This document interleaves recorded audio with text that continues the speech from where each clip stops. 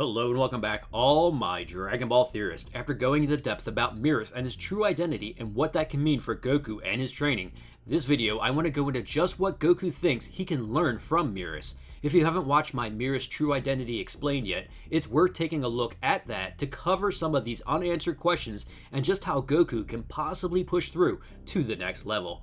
One main question we have to ask ourselves is, with Goku having access to instant transmission, why stay at Galactic HQ? Why not instant transmission to Beerus' homeworld and ask Whis for training? Then let them know that both him and Vegeta were defeated by this Moro guy and he is really tough. Goku could 100% do that, but what he feels he is doing right now is more important. Just like Vegeta going to Yardrat feels that is the best decision to further himself to defeat Moro. So in this video, we are going to explore just why Goku thinks training with Merus is the best option and where this will take him in terms of his next power and final form.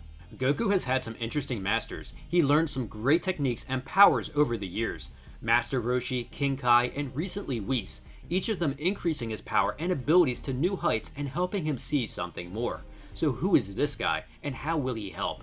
Goku has managed to tap into Ultra Instinct in a desperate situation at the tournament only after rigorous training he endured from Whis. Now it would make sense that Goku would continue where he left off and train again with Whis, who could help him see the world beyond and mastering this new power, right? However, as I mentioned, in this desperate situation they are in right now with Moro, he decided to test Merus' power out instead. In the end, he wasn't disappointed, and it was clear to Goku now what he must do. He actually wants Merus to train him. You might be thinking that Goku only wants Merus to help him unlock Ultra Instinct. Well, that isn't true. Yes, he does tell Merus there's one move of mine that I'm still trying to master. It's all about letting the body move on instinct, so it might work against Moro even when he starts absorbing my energy. Of course, this could be something he maybe thinks would work, and perhaps exhausted and desperate to win like in the tournament, he could again tap into this ability. However, that isn't what Goku is really going for or the main reason he chose Merus to train him. The fact is, even though Goku couldn't get a sense of Merus' true power yet, there is one simple fact that is overlooked in this chapter.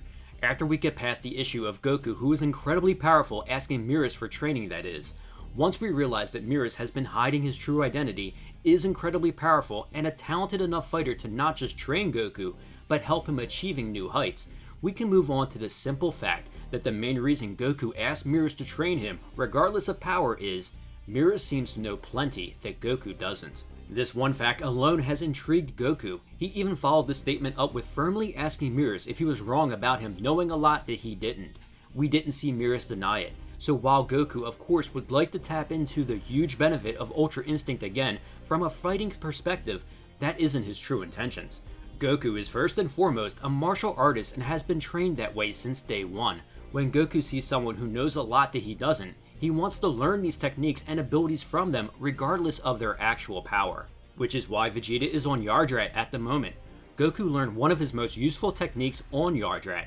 They aren't that powerful, but Goku chose to stay there training because he knew how beneficial it was to him advancing as a fighter. That is always Goku's goal, as a martial artist first and increasing his power later. He is incredibly curious about anyone who has an interesting technique or abilities and always has wanted to learn from them.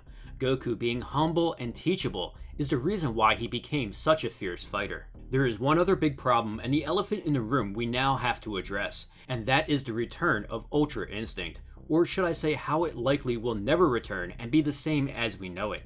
As a fan, when the music came on and we knew that Goku tapped into Ultra Instinct at the tournament, who didn't get goosebumps because it was this amazing ability and we knew that Goku was about to utterly destroy his opponent. Then when he finally mastered it and changed, even the gods stood up to see this marvelous form, as it was by far the most powerful version of Goku. So when he lost it because his body wasn't ready for such a power of the gods, we were left disappointed and curious what will be next for Goku's power and next form. I think both versions of Ultra Instinct are visually stunning. I somewhat like the Omen version better. It kind of reminds me of a natural, almost mystic Gohan form. Don't get me wrong, I do love silvered hair Goku too. Just this form was meant to be temporary. It wasn't anything that was sustainable. It was the sheer desperation of the tournament and fear of everything being erased in the universe that helped him tap into it for the first time. Just now we embark on the next version of Ultra Instinct, and what will Goku look like? One thing we have to keep in mind that the true masters of Ultra Instinct and the strongest fighters in the universe, which are the Angels, we never see them transform, power up, or turn on Ultra Instinct. They have all the power they need, as you would say, in their base form. Which is why long ago during Vegeta and Goku's training with Whis, when he was talking to the Oracle Fish, he says if they don't increase their energy level before they become Super Saiyan, it will be insignificant even if they do get stronger. They won't be able to see the world beyond. Which is really why I hate the terminology of Mastered Ultra Instinct, since it was a temporary power-up. However, when we realize why it was temporary, which goes back to what we said, that Goku's body just wasn't ready for that type of power. When he was pushed and became stronger with Mastered Ultra Instinct, he wasn't able to maintain it and see the true world beyond. This world beyond is attaining the type of control and power we see demonstrated by Whis. No power-ups needed to fight stronger opponents, just complete control with Ultra Instinct as well. Will Goku achieve this by training with Merus?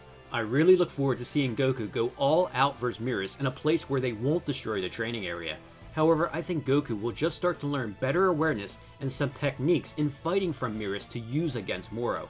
It's going to be a long journey for Goku developing his power to see the world beyond in order to have full use of Ultra Instinct at all times. Achieving this would probably be something we would see many arcs down the road and not the first arc after the Tournament of Power. I think Goku knows this is no easy task, and why he is interested to train with Merus is to see if he can become a better fighter to deal with Moro and not rely on the ability of Ultra Instinct. Goku does always love a challenge. So it is something to look forward to, and the journey seems like it's going to be an awesome one, as I really have enjoyed the current direction of the manga and both Goku and Vegeta really challenged by an enemy that is causing them to go in different directions to achieve new power. We can guarantee that both of them will get new power, however the journey for Goku getting to this world beyond I don't see happening anytime soon. To lose Ultra Instinct then get it right back again wouldn't make much sense. So I believe they are doing a careful foreshadowing now to let the reader know it is still on the table and something to be excited about. Just it's likely to be a while in the story further down the road. With that said, I do have some thoughts on when we could see it. This current arc with Moro and the mysterious Merus I think could segue perfectly into a demon arc and fallen angels. Something us as fans have all been wanting to see forever. There is so much to be explored there, and it has done well in the video games, so I think it's only a matter of time that we have a version of it in the manga. This is where Goku would need to have developed his power to finally see the world beyond that Whis told him about, where he has Ultra Instinct but doesn't require this crazy transformation to achieve it. However, there will likely be some visual representation of Goku's final form. I don't think he will just have Super Saiyan Blue and have Ultra Instinct. I believe we could end up with Goku's appearance being a combination of Omen Ultra Instinct with some silver hair, a form that will be his full potential and one that he doesn't have to power up to go into, in essence similar to Mystic Gohan, but visually much different. I would love to see a combination of black and silver hair where Goku is just powerful and relaxed, giving us this new base version of Goku, basically as we see the angels at all times where they can fight any opponent easily in their normal form. When we talk about the world beyond and attaining true power without the use of Super Saiyan, it only makes sense that in order to really do this, you need a new base form to ascend to the heights of the angels. Until then though, we will just have to see where Goku's training with Merus goes, and if his hunch is right about him, that he really can learn something to defeat Moro and maybe take at least one more step towards this world beyond. Well, this is my story of Goku's training and his realization to achieve his final form. I hope everyone is having an amazing week, and let me know what do you think Goku will achieve by training with Merus. Is Ultra Instinct going to return, and if it does, will they take the route that I have said in this video? I always love to hear your thoughts and theories in the comments below. If you enjoyed this video, don't forget to share it and smash that like button. Also, please subscribe to support the channel and turn on that notification bell to keep those theories coming.